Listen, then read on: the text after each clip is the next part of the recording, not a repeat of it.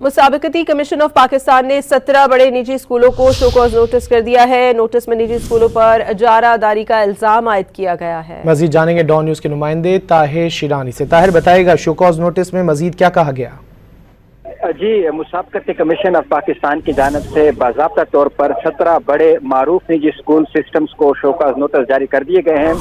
इस हवाले से CCP ने इंक्वायरी की थी और इंक्वायरी में जो इजारादारी के इल्जामात हैं वो साबित हुए हैं, जिसके बाद CCP की जानिब से नोटिस जारी किए गए हैं। मुसाबकती कमीशन ऑफ पाकिस्तान की जानिब से 14 रोज में तहरीरी जवाब जमा कराने की हिदायत की गई है। कंपटीशन कमीशन के मुताबिक 7.5 करोड़ रुपए तक का जुर्माना आयद किया जा सकता है।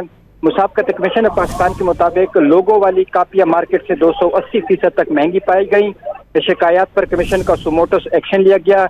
एडमिशन के बाद तलबा महसूर कंज्यूमर बन जाते हैं। मुल्क के 50% तलबा निजी स्कूलों में जेर तालीम है।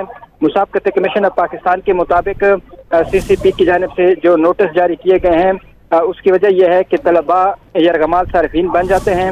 तलबा को महंगी लोगों वाली नोटबुक्स और यूनिफॉर्म खरीदने पर मजबूर किया जाता है। मशरूत फरोख्त कंपटीशन एक्ट की खिलाफ वर्जी है, जिस पर CCP की जानिब से नोटिस दिया गया।